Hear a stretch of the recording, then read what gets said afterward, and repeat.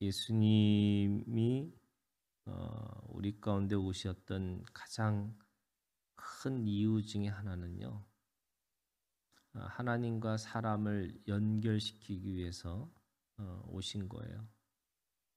그래서 하나님은 사랑이시고 예수님은 사랑의 관계이시고 그리고 성령님은 그 사랑의 섬김이라고 하는 것으로 오셨어요.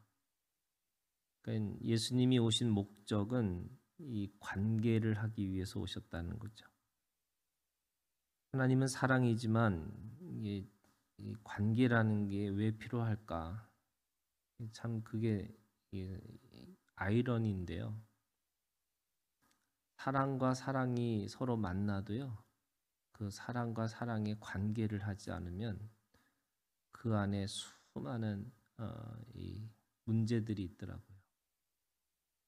그러니까 누군가가 그 관계를 이어주는 그런 매개체가 없으면 사랑하는데 오히려 그 사랑이 어떤 건지 모르니까 자기만의 사랑을 할 수밖에 없는 거예요.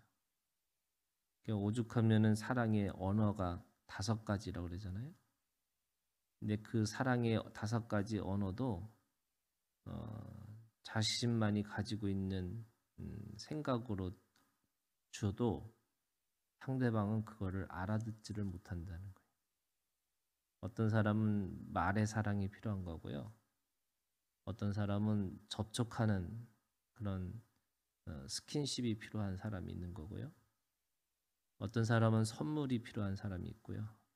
어떤 사람은 함께 있는 거를 원하는 거고 또 어떤 사람은 자기를 위해서 뭔가 봉사하는 것이 사랑이라고 느껴지는 거죠. 그러니까 자기가 필요한 것들을 상대방에 줘도 사실은 사람들은 잘 모르는 거예요. 그런 의미에서 다른 사람을 위해서 내가 사랑한다. 제가 1의 사랑과 2의 사랑이 있음도 3의 사랑이 뭐냐면 사랑의 관계라는 거예요. 그걸 어떻게 하냐면 교회 안에 들어오면 너무나 잘 알 수 있어요. 다 믿음이 좋고요. 다 사랑하려고 그래요. 그런데 수없이 그 안에 갈등이 있는 거죠. 이 공동체의 비밀 중에 하나가 뭔지 아세요? 그 사람이 없어지면 모든 갈등이 없어질 것처럼 느껴져요. 근데 그 사람이 나가도 다시 계속 갈등은 있다. 그런 거잖아요. 늘 갈등에 속에 있는 거예요. 그러니까 주님은 하나님과 사람을 연결시켜 주시는 그런 사랑의 관계로 오셨어요. 이거를 브릿지 미니스트리라고 그래요. 다리 사역이라는 거죠. 그러니까 다리라는 거는 양쪽에 걸쳐 있는 거예요. 그리고 그 걸쳐 있는 속에서 수없이 사람들에게 밟히는 거죠. 그게 다리잖아요. 다리는 양쪽에 있으면서 이 왕래하기 위한 것 속에서 수없이 밟히면서 그 존재감이 있는 거죠. 그러니까 예수님은 내어주기 하기 위해서 오셨는데 그 내어주는 것은 양쪽에서 다 어떻게 보면 배척당하는 느낌으로 오셔야지만 양쪽을 연결시킬 수 있는 거죠. 사람들이 묻죠. 너는 좌냐? 너는 우냐? 그 좌우라고 하는 것이 통합하기 위해서는 좌에게도 욕먹고 우에게도 욕먹는 사람인 거예요. 저는 그게 피스메이커라고 생각해요. 내가 어떤 거를 가지고 있는지 어떤 때는 좌이고 어떤 때는 우할 수도 있는 거죠. 무슨 말이냐면 사랑과 사랑에서 제3의 관계를 사랑의 관계를 맺기 위해서는 그럼 반드시 1에게도 배척당하고 2에게도 배척당할 수 있어야 되는 거죠. 동시에 1에게도 긍정이고 2에도 긍정할 수 있어야죠. 저는 그게 이 다리 사역을 가지고 있는 사람들의 운명, 숙명이라고 할 수 있는 거죠. 예수님은 관계를 맺어주기 위해서 수많은 배신과 배반을 경험합니다. 오늘 이 베드로에게는 배신을 당한 거고요. 큰 틀에서 보면 이 제사장과 이 사람들, 장로들에게도 예수님은 배반을 당한 거죠. 근데 베드로의 배반, 배신이고 이 장로들에게, 이 제사장들에게는 배반을 당하는데 배신과 배반은 좀 달라요. 배반은 힘이 있는 사람이 그걸 그 약속을 어기고 또는 그 관계를 깨트리는 게 배반이라고 한다면 힘이 없어서 어쩔 수 없이 이게 배신인 거예요. 우리도 우리 인생을 살다 보면 수많은 배신자와 배반자들이 있는 거죠. 예수님도 오신 거예요. 그렇게 배신자와 배반자를 넘어서. 근데 우리는 다 배신과 배반을 다 상처로 받죠. 근데 주님은 그 배신과 배반을 각오하시면서 그들을 위해서 죽으신 거죠. 그게 어쩌면 우리가 지향해야 될 이 생명 관계라는 것은 결국 이 다리 사역을 하는 사람들에게는 밟히는 거에 대해서 자연스럽게 생각하는 것들이 있어야 되는 거예요. 그러니까 다른 사람들의 평가받는 거 기꺼이 받으셔야 돼요. 그러니까 다른 사람들에게 욕먹는 거 기꺼이 받으셔야 돼요. 그런 의미에서 예수님은 그거를 다 감수하고 오신 거죠. 뿐만 아니라 그들을 위해서 오신 거죠. 어떻게든지 연결하기 위해서 오신 거예요. 오늘 대제사장 가야바, 서기관, 장로들, 그들은 어떻게 보면은 부패한 종교 권력이었고요. 왜냐하면 그들은 로마로부터 승인받은 또 이 종교와 권력이 같이 서로 결탁해가지고 자신의 권력을 유지하고 있는 사람들이에요.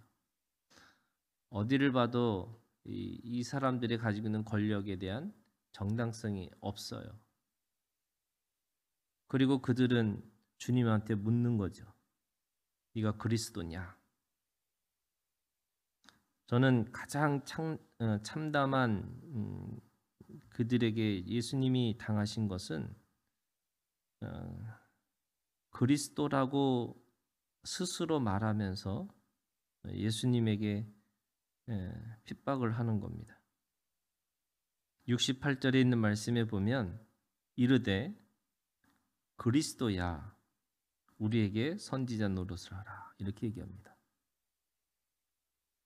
그들에게는 그리스도인지 아닌지 진리인지 비진리인지 그게 중요하지 않아요.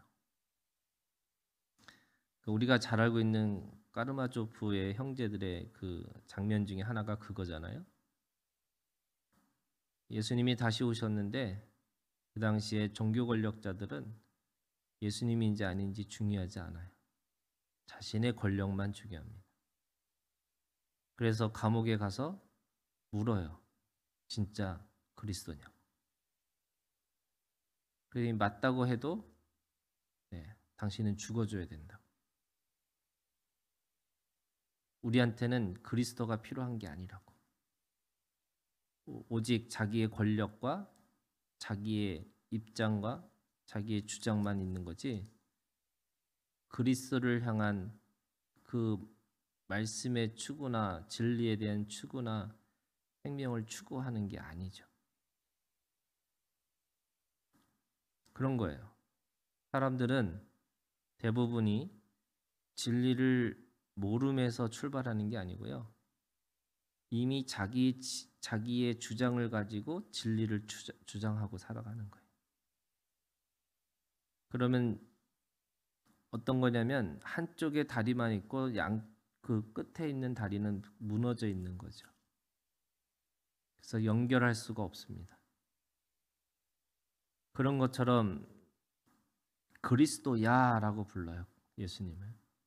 그런데 그 예수님을 67절에 보니까 예수의 얼굴에 침 뱉으며 주먹으로 치고 어떤 사람은 손바닥으로 때리며 이렇게 침 뱉고 주먹으로 맞고 손바닥으로 맞는 거예요. 이게 모욕과 수치죠. 그 모욕과 수치를 누구한테 하고 있어요? 그리스도야라고 부르는 예수님에게 하고 있습니다. 이게 우리가 가지고 있는 기본적으로 우리의 마음이죠. 진리를 추구하는 게 아니라 내 마음에 먼저 맞아야 되는 거예요. 그게 사람들이 가지고 있는 거예요. 그리고 만약에 마음에 안 맞으면 그것에 대해서 기꺼이 배척하고 배타적이고 그리고 그것에 대해서 저주하는 거예요. 주님은 63절에 보면은 침묵하시거늘 이렇게 얘기합니다. 주님의 침묵이 어쩌면 이 십자가 내내 그 십자가 위에서도 우리가 가상칠언이라고 하지만 저는 예수님의 별명이 있다면 굳이 하나 있다면 수다장이라고 생각해요. 저는 하나님도 그런 분이라. 하나님은 말씀하셔요. 언제 어느 곳에든지 깨어 있으셔서 말씀하시거든요. 그런데 그분이 침묵하신다. 이게 저는 왜 침묵하실까라고 생각해 보면 결국 그게 사랑인 거죠. 알고도 침묵하세요. 힘이 있어도 침묵하세요. 다 할 수 있지만 다 하지 않으세요. 그게 그래서 사랑의 끝이 뭘까라고 생각해 보면 저는 그게 절제라고 생각해요. 다 할 수 있지만 다 하지 않는 거예요. 하나님이 그런 분이죠. 무소부재하고 전지전능하시지만 스스로 제한하셔서 사랑 때문에 사람이 되셨고 사람 가운데 오셔서 침묵하고 계시는 거예요. 그렇게 말씀을 많이 하셨는데 그 사랑 때문에 침묵하는 거죠. 더구나 가장 사랑했던 제자 중에 하나죠. 베드로입니다. 뭐 베드로야 말할 것도 없이 지금도 초대 교황이잖아요. 그러니까 기독교의 역사는 베드로부터 시작한다. 그게 마태복음 16장에 있는 교회론부터 시작하기 때문에 첫 번째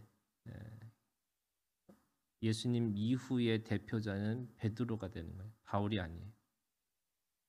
근데 그 베드로도 예수님을 배신합니다.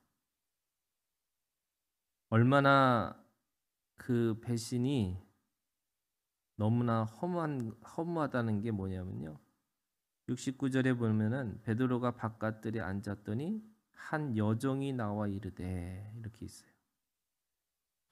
여종의 말에 떨고 있어요. 70절에 보니까 다른 여종이 그를 보고 또 여종이에요. 그 당시에 여자는 증인이 될 수 없어요. 그리고 노예는 증인이 될 수가 없어요. 그러니까 증인이 없는 두 가지 조건을 가지고 있는 여종이 베드로를 신문하고 있는데 그 속에서도 무서워서 그 주님을 부인하는 거죠. 우리 베드로의 성격 알죠? 예, 얼마나 이 갈릴리 사람들이 가지고 있는 특징, 예, 다혈질이라고 그러잖아요. 그리고 좋게 얘기하면 아주 자신이 가지고 있는 것에서 분명하게 얘기하는 사람들이에요. 그런데 그랬던 베드로가 이 죽음 앞에서 보니까 진리도 없고요. 생명도 없고 자기 스승도 없는 거죠.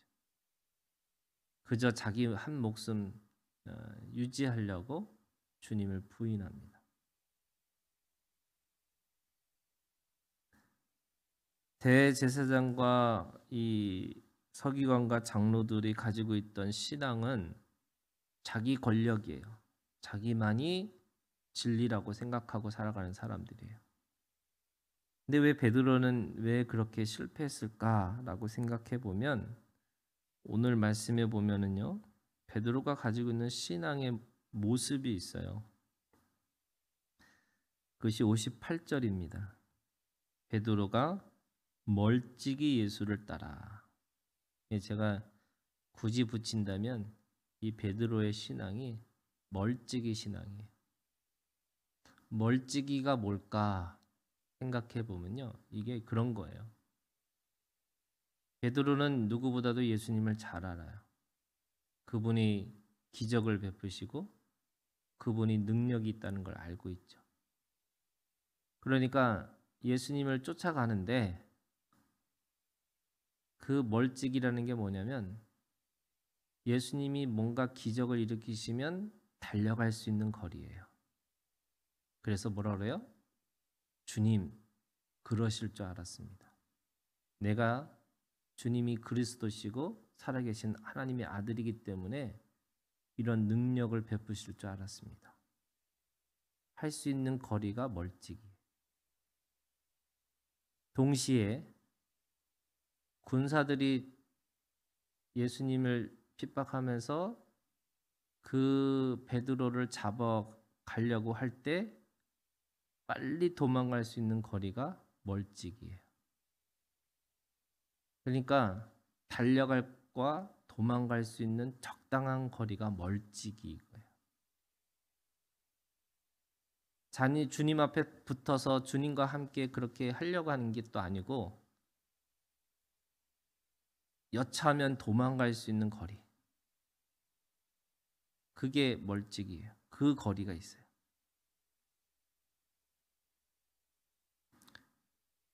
예수님이 말씀하셨죠. 64절에 있는 말씀에 보면 인자가 권능의 우편에 앉아 있는 것과 하늘의 구름을 타고 오는 것을 너희가 보리라 그랬어요. 이 보리라고 무슨 말이에요? 오순절 다락방에서 예수님이 그들에게 부활하셔서 올라가시는 승천도 있고 그 불이 내려와서 예수님이 다시 그들의 심령 가운데 들어가시는 것을 모든 사람들이 그 안에서 경험하게 돼요. 그런데 그들이 누구냐면 이후에 예수님의 부활을 경험한 사람들이 어떤 모습이 되냐면 예수님의 그 부활의 신앙을 딱 보고 알게 됐던 사람들이 이제는 죽음을 두려워하지 않아요. 그래서 그들이 보는 거예요. 사실은. 그러니까 이 예수님의 부활을 경험했던 이전의 제자들과 부활을 보고 경험했던 이후의 제자들은 180도 바뀌어요. 그게 뭐냐면 인자가 권능의 우편에 앉아 있는 것과 하늘의 구름을 타는 거 오는 것. 이 말씀이 뭐냐면 부활하신 예수님이에요. 이 부활하신 예수님을 본 사람들은 이제는 죽음이 두렵지 않으니까 사두개인들이 가장 정치적으로 힘이 셌던 시대거든요. 사두개인들은 부활을 믿지 않았어요. 그래서 가장 핍박했던 사람들이 사두개인인데 부활 이후에 그런데 그들에게 그것이 아무 의미가 없었어요. 사두개인들이 아무리 핍박을 해도 그들은 모여서 예배하고 기도하고 말씀을 전했어요. 그래서 베드로가 한번 설교했더니 회개하는 사람이 3,000명. 그래서 그 예루살렘에서 부흥의 운동이 시작되는 거죠. 그런데 그 부활을 경험하지 못했던 베드로는 적당한 거리죠. 달려갈 수 있는 거리와 도망갈 수 있는 거리. 그 거리를 그렇게 유지하고 사는 거예요. 그래서 그는 배신자가 됐고 그 통곡할 수밖에 없었던 그런 사람이 되는 거죠. 똑같이 오늘 우리들한테 묻는 거예요, 여러분. 부활하신 주님을 경험하면 뭐예요? 여러분, 죽음을 두려워하지 않는 사람들이에요. 죽음이 더 이상 나한테 힘을 쓰지 못하는 거예요. 사람들이 왜 먹고 마시고 입을 거를 염려할까요? 그 죽을까 봐 그래요. 그런 거잖아요, 여러분. 모욕과 수치를 왜 두려워해요? 죽을까 봐 그러는 거예요. 그게 육체적인 죽음도 있지만 사회적 죽음도 있어요. 모든 사람들로부터 배탈을 받을까 봐. 모든 사람부터 지탄을 받을까 봐. 그런 거잖아요. 이 사회적 죽음이든 이 육체적인 죽음이든 사람들이 죽음에 대한 두려움이 있는 거죠. 이 세상에서 제일 무서운 사람이 누굴까요? 죽음이 두려워하지 않고 죽기 살기로 사는 거예요. 죽기 살기로 그거를 하는 거죠. 그러니까 예수님을 부활을 경험한 사람들은 이제는 이게 표현이 좀 그렇지만 눈이 도는 거예요. 죽어? 그럼 뭐 다시 부활하면 되는 거지. 이렇게 하고 산 거예요. 죽어? 괜찮아. 죽음이 나한테 더 이상 힘을 쓸 수가 없어. 이렇게 믿고 사는 거예요. 그러니까 그들에게는 멀찍이가 아니죠. 주님과 붙어서 사는 거예요. 주님과 함께 사는 거예요. 그래서 그들도 어쩌면 하나님과 사람의 죄인과 하나님과 연결시켜 주고자 하는 그 삶으로 살아내는 능력이 된 거죠. 오늘 우리가 가지고 있는 신앙이 어떤 신앙인지를 우리가 스스로 보는 거예요. 여러분. 멀찍이가 되면 안 되는 거죠. 또 그리스도를 알면서도 모욕과 수치를 주는 게 아니죠. 진리에 대해서 우리가 추구하고 살아야 되는데 오히려 비진리를 진리인 것처럼 말하고 살면 안 되는 거죠. 그래서 오늘 저는 이 말씀을 보면서 주님을 기억하시고요. 또 대제사장을 기억하시고요. 또 베드로를 기억하시면서 오늘 우리가 주님 안에서 이 그리스도의 고난, 순환이라고 그래요.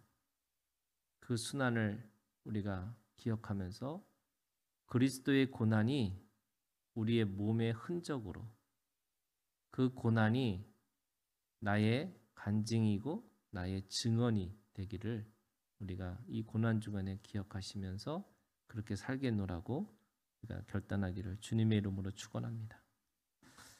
네, 주기도문으로 마치겠습니다.